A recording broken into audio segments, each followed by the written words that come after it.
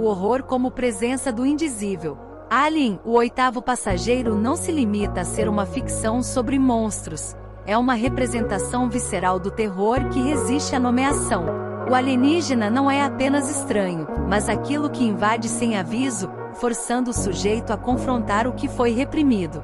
O filme torna visível o insuportável retorno do inconsciente, trauma e a falha do simbólico. A criatura encarna o real, tal como definido por Lacan, uma força que irrompe onde o simbólico fracassa. Essa falência da linguagem em capturar o realismo do trauma é o que alimenta o medo. A narrativa desloca o foco do monstro para o modo como ele reabre feridas psíquicas. O corpo como campo de inscrição. Alien dramatiza o corpo como lugar de violação e transgressão. A penetração do hospedeiro e a gestação forçada são expressões do gozo do outro. Não há escolha possível. O corpo se torna palco de um acontecimento que ultrapassa o controle e o desejo consciente. Kristeva e o abjeto persistente. Júlia Kristeva oferece a noção de abjeto como chave interpretativa. O monstro é aquilo que o sujeito precisa rejeitar para existir. No entanto, o abjeto ressurge, como no filme, revelando que a exclusão nunca é definitiva. O medo vem do que retorna, não do que se revela novo. Nostromo como metáfora psíquica. A nave espacial, com sua escuridão e corredores labirínticos, simboliza o inconsciente. Seus recantos escondem mais do que equipamentos, são metáforas de zonas psíquicas recalcadas. Os personagens vagam como representações de pulsões em busca de sentido, falhas da análise e repetição do medo. Cada tentativa dos tripulantes de entender o que enfrentam remete a um processo analítico incompleto. O terror se repete porque não há elaboração suficiente. Assim como na clínica, o horror reaparece até que seja simbolizado, e em Alien, isso jamais ocorre plenamente. O olhar como gatilho do real. Não é o desconhecido que provoca o terror, mas o momento em que o familiar se revela estranho. É o olhar que desestabiliza o sujeito, pois capta o que deveria permanecer oculto. Alien ativa essa ruptura, expondo as falhas da percepção racional diante do insuportável. O real como invasão inevitável. No fim, o alienígena é apenas o mensageiro do real que insiste em retornar. Nenhum controle tecnológico ou racional impede sua presença. Ele mostra que há algo para além da linguagem, que resiste à interpretação e insiste em se fazer sentir, brutalmente, sem mediação. Entre sono e real. O despertar da tripulação marca a transição de um estado pré-consciente para a irrupção do real. A hibernação simboliza o conforto do princípio do prazer, e seu fim abrupto representa o choque do encontro com uma realidade que não pode mais ser evitada ou ignorada. Ruptura como experiência clínica. Na psicanálise, esse despertar equivale ao surgimento repentino do que foi recalcado. Assim como o sujeito na clínica revive lembranças que acreditava superadas, a tripulação é lançada de volta à consciência sem preparo. Acordar, aqui, é uma forma de confrontar o trauma e sua insistência. A irrupção do real, como propõe Lacan, rompe a ordem simbólica com o excesso impossível de ser simbolizado. O despertar forçado não é escolha, mas imposição de algo que insiste. A violência da realidade supera a proteção do sono psíquico, revelando o insuportável. Freud e o caso Emma. No caso Emma, Freud relata como memórias recalcadas retornam em fragmentos, surpreendendo o sujeito. A lembrança traumática não desaparece, ela se desloca, aguardando uma brecha para emergir. Acordar, nesse sentido, é ser tomado por algo que não se sabia que estava lá. PTSD e a repetição do susto. Pacientes com transtorno de estresse pós-traumático revivem cenas como se fossem atuais, mesmo anos depois. O filme reproduz essa dinâmica ao mostrar o susto da tripulação como algo que não é apenas físico, mas também psíquico. Há uma quebra na continuidade da experiência. Silêncio e som como linguagem do real. A trilha Main Title de Jerry Goldsmith expressa essa tensão entre suspensão e explosão. Silêncios súbitos seguidos por violinos agudos criam um ambiente onde o inconsciente parece respirar. A música não acompanha a ação, mas anuncia o que ainda está por vir, sem palavras. O corpo arrancado da neutralidade. A hibernação não protege apenas o corpo físico, mas também o psíquico. Ser retirado desse estado sem consentimento é expor o organismo àquilo que não pode ser compreendido de imediato. A violência do acordar atua como metáfora da angústia que irrompe sem explicação. Despertar como o fracasso do recalque. O verdadeiro terror não está no monstro, mas no que o despertar simboliza, o fracasso do recalque. Nada mais pode ser mantido fora do campo da consciência. O retorno ao mundo não é um recomeço, mas o início do contato com o que sempre esteve à espreita, esperando. Ovo como enigma do desejo. A presença do ovo alienígena ativa a tensão entre fascínio e repulsa. Ele não é apenas uma criatura em gestação, mas um símbolo do objeto aquilo que falta e que por isso atrai. O desejo se fixa onde há ausência, criando uma compulsão que desafia o limite da razão. Familiar que causa estranhamento. Freud definiu o Heimlich como aquilo que deveria permanecer oculto, mas vem à luz. O ovo, com seu brilho orgânico e silêncio pulsante, torna-se esse ponto de inquietação.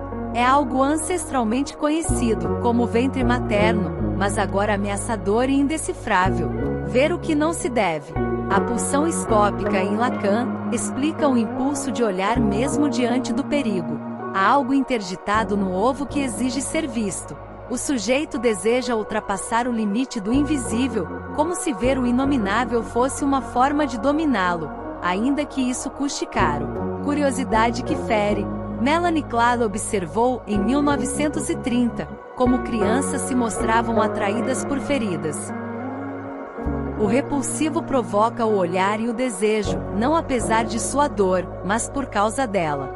O ovo, assim, encarna essa fascinação pela origem do trauma, uma matriz que ao mesmo tempo nutre e devora. Som que imita vida e ameaça. Na trilha The Egg, Jerry Goldsmith constrói um ambiente sonoro de expectativa silenciosa. Os pulsos eletrônicos a 60 bpm lembram batimentos cardíacos, evocando uma vida intrauterina. Contudo, há uma dissonância sutil, sugerindo que essa gestação é tudo menos segura. O abismo entre vida e morte. O ovo alienígena tensiona as categorias, não é totalmente vivo, tampouco morto. Habita o entrelugar do potencial destrutivo. Ao se aproximar dele, o sujeito enfrenta a angústia de não saber se observa um início ou um fim, ambos igualmente ameaçadores em sua pureza. Contato com o abjeto silencioso. Kristeva define o abjeto como aquilo que o sujeito precisa expulsar para constituir-se. O ovo é essa alteridade sem rosto, que invade sem ruído e ameaça dissolver fronteiras. A reação é visceral, repulsa física diante de algo que toca o núcleo mais arcaico do psiquismo, atração pelo que nos desintegra. No fundo, o desejo de ver o ovo é também desejo de confrontar o que destrói. O olhar busca o perigo não para se defender, mas para se perder. O encontro com o alienígena em estado embrionário é a antecipação do trauma, envolta em beleza inquietante e silêncio absoluto. A invasão pela via primordial. O ataque do face-objet se dá pela boca, não por acaso. Essa escolha encena uma regressão brutal ao estágio oral descrito por Freud. É a entrada do outro no território da confiança absoluta, ferindo o lugar onde a vida psíquica iniciou seu vínculo com o mundo. Boca como zona de acolhimento. Na amamentação, o bebê forma seu primeiro laço de prazer e sobrevivência. A violação desse espaço não é só física, mas psíquica. Quando o invasor penetra pela via oral, o trauma é duplo, atinge tanto o corpo quanto o vínculo simbólico que sustenta o sujeito. Horror que desorganiza o eu. O terror que a cena provoca ultrapassa o medo da morte. A invasão pela boca representa a destruição da base do eu. É a corrupção de um espaço íntimo e ancestral que deveria proteger, mas se torna via de dominação. Assim, o sujeito se desfaz diante do indizível. Sonho e mutilação no caso freudiano. No caso do Homem dos Lobos, Freud relata sonhos em que lobos mordem a boca do paciente. A cena onírica revela angústia ligada ao estágio oral e ao medo de castração simbólica.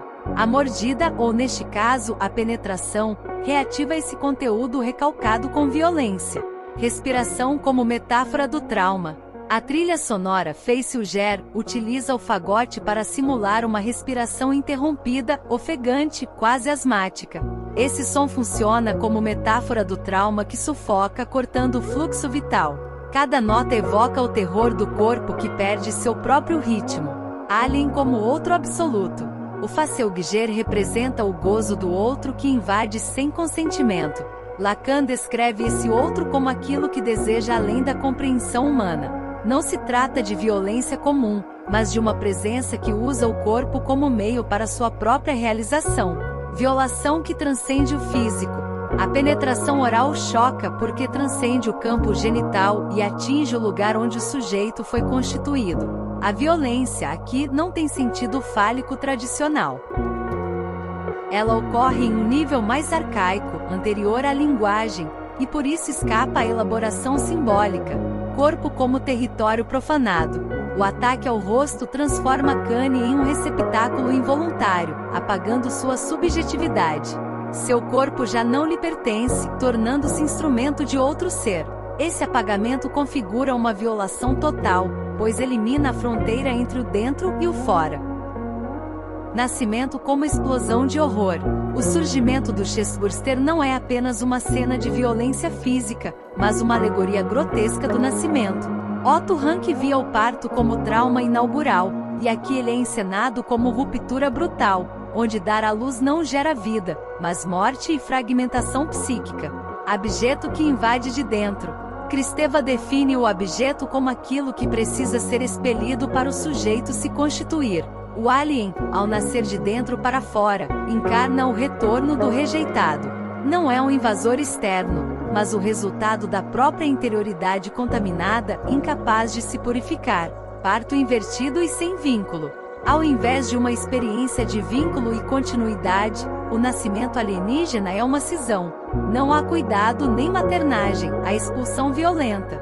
O corpo humano se torna receptáculo descartável, como se a vida fosse apenas um estágio para a incubação do trauma. Parasita como reflexo psíquico.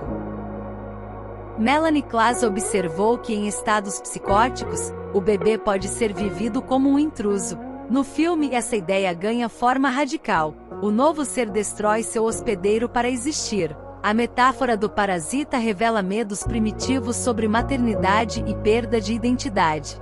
Mãe monstro e angústia feminina. Kristeva relatou casos clínicos em que mulheres viam seus filhos como tumores a serem expelidos. A cena do Chessburster articula esse medo, dar à luz ao inumano. O nascimento se converte em experiência abjeta, onde a alteridade não é celebrada, mas negada e temida. Música como grito primal. A trilha Chessburster traduz em som o pânico da cena. Os staccatos agudos em Ré sustenido menor soam como uma súplica em forma de corte. O som não acompanha, mas anuncia uma violência sem linguagem. É o grito do inconsciente, sem possibilidade de resposta. Corpo como território de exclusão. O que deveria abrigar se transforma em local de invasão. O corpo perde sua função simbólica e passa a operar como casca a ser rasgada. Não há subjetividade em Kanye, apenas matéria orgânica usada e destruída. O nascimento vira destruição absoluta do sujeito. Ruptura com a ordem simbólica.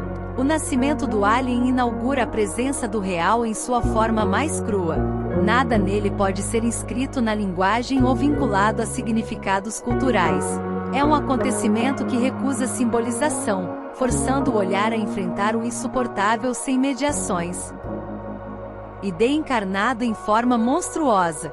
O alien em sua forma adulta representa o ID em estado bruto. Sem moral, sem linguagem, age apenas por pulsão de morte e desejo de consumir. Freud descreveu o ID como ilógico, atemporal e indiferente ao bem-estar, exatamente como a criatura que caça no escuro. Ausência de mediação simbólica. Não há no monstro qualquer sinal de ego ou superego. Ele não negocia, não hesita, não interpreta.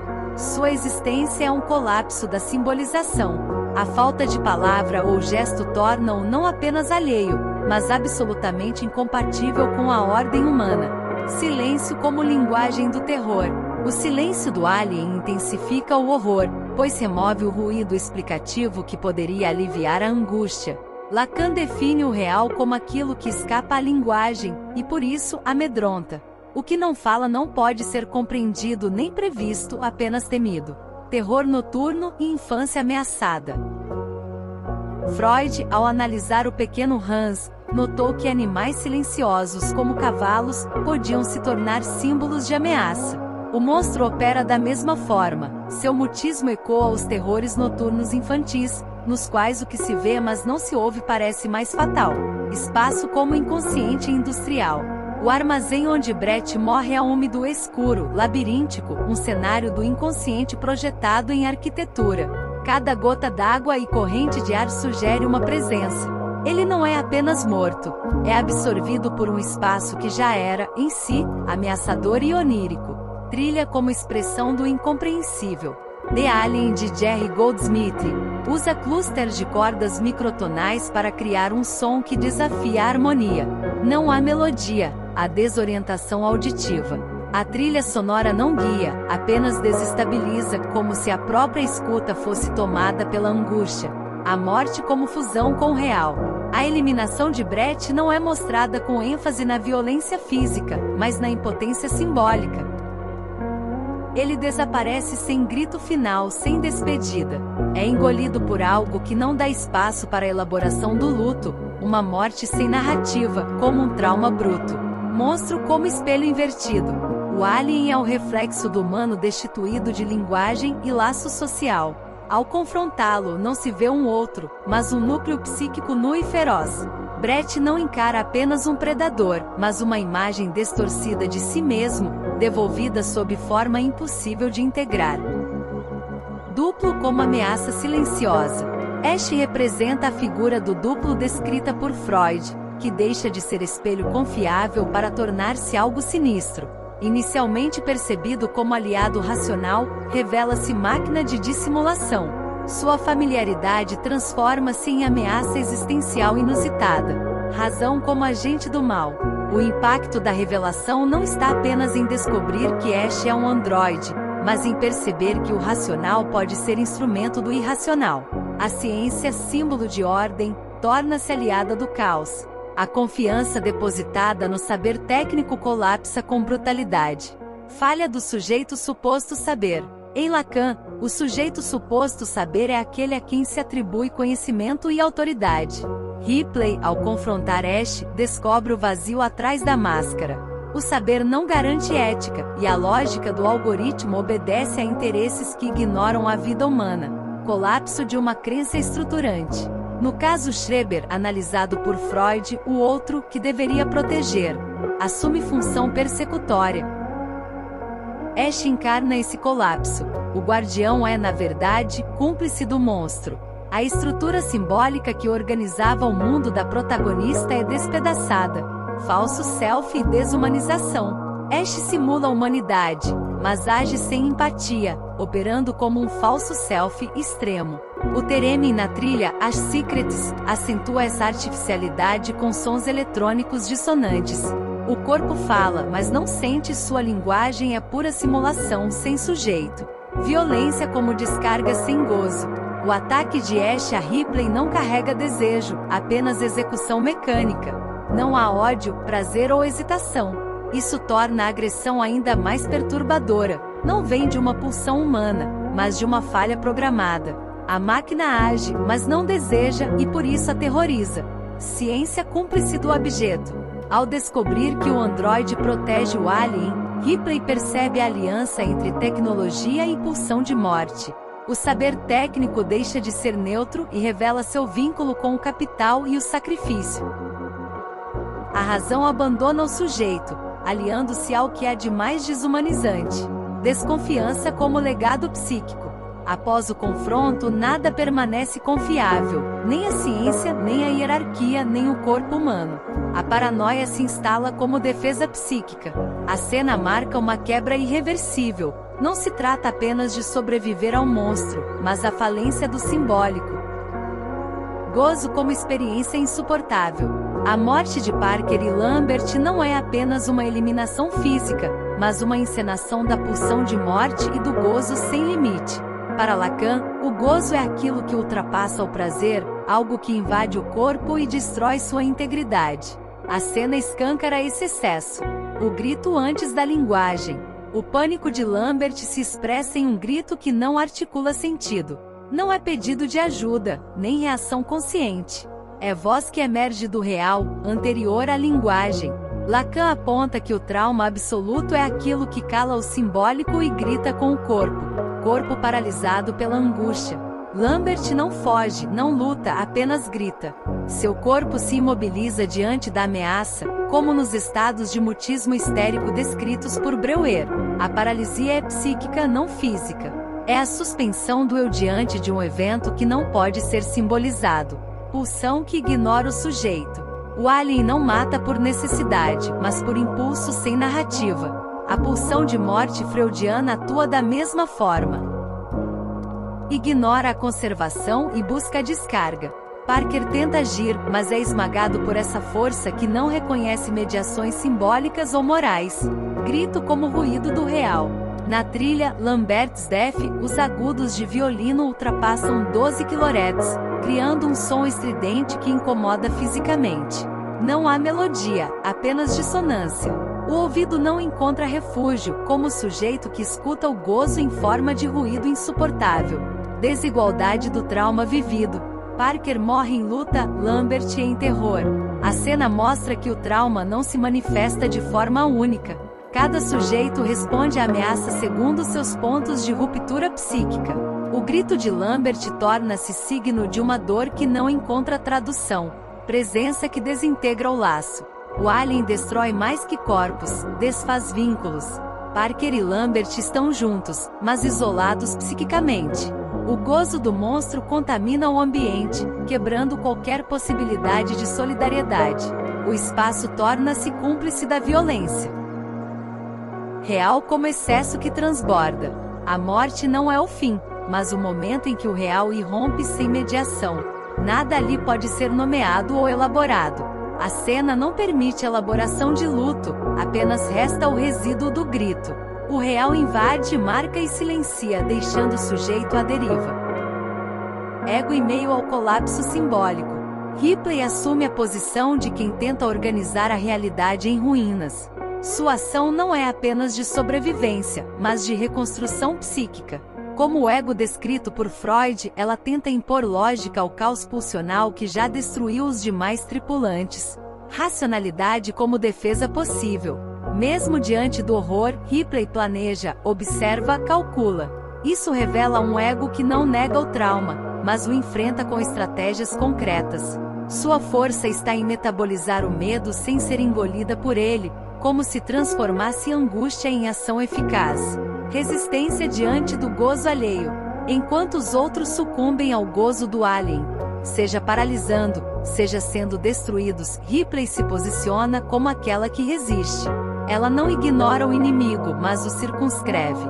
Há um saber prático emergente que age sem se fundir ao excesso pulsional. Função integradora do ego. Freud comparou o ego ao cavaleiro que tenta domar a força do id e Ripley monta esse cavalo desgovernado. Não o elimina, mas o dirige. Sua travessia pela nave, armada de razão e instinto, mostra que o ego saudável age onde muitos seriam apenas reação. Repetição como tentativa de elaboração. A trilha de escape usa motivos repetitivos em Mi menor, simbolizando a compulsão à repetição. Cada tentativa de fuga carrega ecos dos traumas anteriores. Ripley revê corredores, revive sustos e refaz trajetos, como se o ego precisasse ensaiar para elaborar. Corpo e mente em estado de alerta. Ao vestir a roupa espacial e preparar a cápsula, Ripley funde corpo e ação. Não há dissociação, ela é presença total. O ego não é só estrutura abstrata, mas corporificado em atos. A sobrevivência é mental, sim, mas também muscular, tensa e atenta. Sobrevivência como simbolização possível. A fuga não é apenas física, é também elaboração do indizível. Ao escapar, Ripley realiza simbolicamente o que a análise busca: criar um caminho onde antes havia paralisia. O plano é narrativa emergente que organiza o real e o torna habitável, ainda que precariamente. Silêncio final como elaboração psíquica. Ao fim, o silêncio não é mais paralisante, mas restaurador. Não há grito nem ruído ensurdecedor. Apenas uma pausa.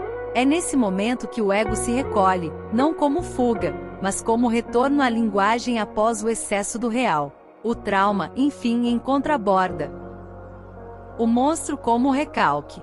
O alien escondido no módulo de fuga simboliza o retorno do recalcado.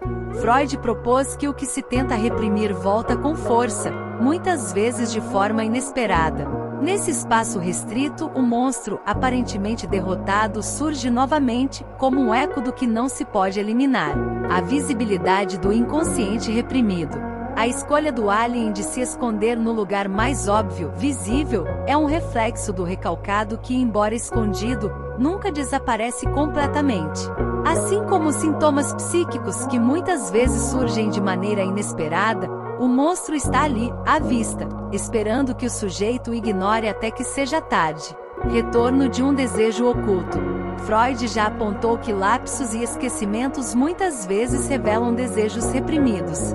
O alien se esconde, mas ao mesmo tempo, ocupa o espaço do inconsciente, esperando o momento de irromper. Essa aparição do monstro é inevitável, assim como os desejos que insistem em retornar. Trauma que se ressurge. O monstro não é apenas uma ameaça física, mas um trauma psíquico não resolvido. Ele aparece onde se esperaria encontrar segurança, na cápsula de fuga. O que deveria representar a salvação se torna o local do reencontro com o que nunca foi elaborado. Inconsciente não estruturado. Na trilha ali em Slayer, os ruídos brancos são usados para simbolizar um inconsciente não estruturado, que sempre se esconde nas entrelinhas. O som não é harmônico. Ele remete a um estado mental em que a desordem predomina. O alien como inconsciente não segue a lógica do simbólico. O ciclo do medo e da repetição. Ripley tenta fugir, mas como na compulsão à repetição, se vê novamente diante do mesmo monstro. Não há avanço, apenas a repetição do medo. O trauma está preso nesse ciclo, retornando até que se estabeleça uma nova narrativa ou que a confrontação seja possível. Visibilidade e a falência do simbólico. A cena final, onde o monstro se revela de forma tão óbvia, questiona a capacidade do simbólico de lidar com o que não pode ser nomeado. Ripley, no espaço mais fechado e seguro, enfrenta a falência de toda uma construção simbólica. Não há mais espaço para o desconhecido, o monstro está ali revelado. O retorno do real. Ao encarar o alien uma última vez, Ripley confronta o que Lacan chamaria de real. O que não pode ser simbolizado, controlado ou domesticado. A luta final não é apenas física, mas psíquica, representando o encontro com aquilo que persiste e resiste à linguagem. Retorno ao sono como restauração. O sono de Ripley, ao final do filme, representa uma tentativa de restaurar a ordem simbólica. Após a luta constante contra o monstro e o caos, a hibernação oferece um espaço onde o inconsciente pode ser contido.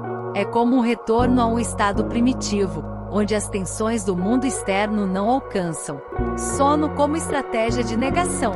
O sono de Ripley não é puramente curativo, mas uma forma de negar a realidade que a consumiu. É um compromisso sintomático, uma escolha entre continuar lutando ou se refugiar no descanso. Dormir é uma forma de evitar o sofrimento contínuo, mas também de postergar a resolução de um trauma não superado. Regressão ao estado fetal. Na trilha Hypersleep, as ondas sinusoidais de 440 Hz evocam uma sensação de regressão ao estado fetal, como se Ripley retornasse ao útero, em busca de uma proteção primordial. O som é contínuo e constante, criando a sensação de imersão em um espaço de não-tempo, onde não há risco imediato. Hibernação como negação do gozo. O sono de Ripley também reflete a tentativa de negar o gozo do alien, que é um gozo de morte. Em vez de se submeter ao gozo destrutivo que a cerca, ela se recolhe. É uma recusa ao excessivo, uma forma de escapar temporariamente da pulsão de morte que tem a capacidade de consumir e destruir. Fuga como restauração de limites. Ao se submeter à hibernação, Ripley tenta restaurar limites que foram constantemente ultrapassados durante sua jornada. O caos foi contínuo, e a única forma de restaurar a ordem é voltando ao ponto inicial, onde não há perigo iminente. Ela opta por um intervalo na angústia, tentando reconstruir-se. Hibernação histérica como estratégia psíquica. Anna O, em sua análise, chamava seu estado de hibernação histérica, uma metáfora para o retiro do mundo e a busca por uma suspensão temporária do conflito. Assim como Anna O, Ripley tenta dar uma pausa ao processo traumático, acreditando que a distensão da consciência é necessária para lidar com os horrores vividos. O sono como defesa psíquica. O sono não é apenas uma pausa, mas uma defesa psíquica fundamental. Assim como Freud descreveu os mecanismos de defesa, Ripley usa a hibernação para evitar o confronto direto com os resquícios do trauma. Essa escolha não resolve, mas adia a necessidade de enfrentar as consequências psicológicas do que foi vivido. Restauração temporária da ordem. Por fim, a hibernação de Ripley é um intervalo, uma tentativa de restaurar a ordem simbólica, embora de forma temporária. Ao dormir, ela tenta reorganizar o caos interno, mas é uma solução transitória.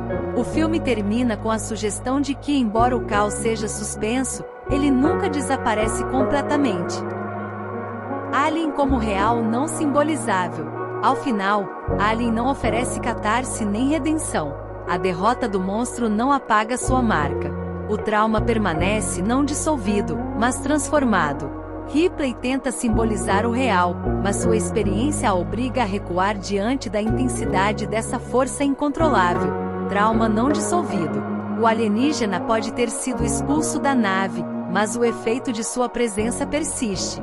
A lógica do monstro, aquilo que ele representa, não é eliminada, mas permanece como um resto, uma marca indissolúvel no sujeito. O trauma não desaparece com a destruição do agente de pavor, mas se atualiza, mudando de forma, mas não de natureza. A persistência do gozo. No final, o monstro deixa de ser uma entidade externa e torna-se uma lógica interna. O gozo que ele representa nunca cessa de não se inscrever no sujeito.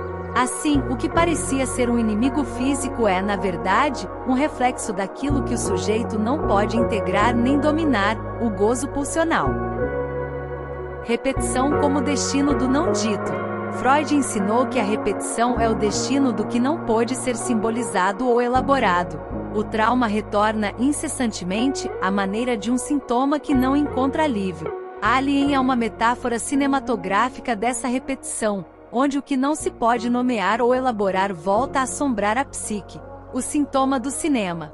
Alien se apresenta como um sintoma do cinema, uma revelação do que o discurso civilizado tenta ocultar, a fragilidade do corpo, a impotência da linguagem e a crueldade do outro. O filme escancara essas dimensões, revelando o medo do que é inominável e do que nunca pode ser totalmente expulso. O corpo e sua fragilidade. O corpo nas cenas de Alien é colocado como vulnerável e exposto, como se fosse uma extensão do medo primordial do sujeito. O filme explora essa fragilidade, algo que a civilização tenta esconder ao priorizar o racional, mas que no fundo, é uma característica irreparável da experiência humana. A linguagem diante do inominável. Em Alien, a linguagem se mostra impotente diante do terror.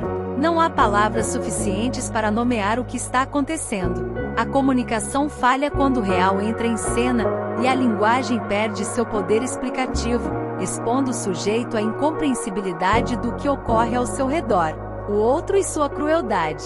O verdadeiro horror de Alien não está apenas na presença do monstro, mas no que ele revela sobre o outro, essa figura imensa, cruel e incontrolável, que não só ameaça, mas desafia o sujeito a confrontar suas próprias limitações. O filme expõe assim a cruel indiferença do outro, que no fim, está sempre ao nosso redor, implacável.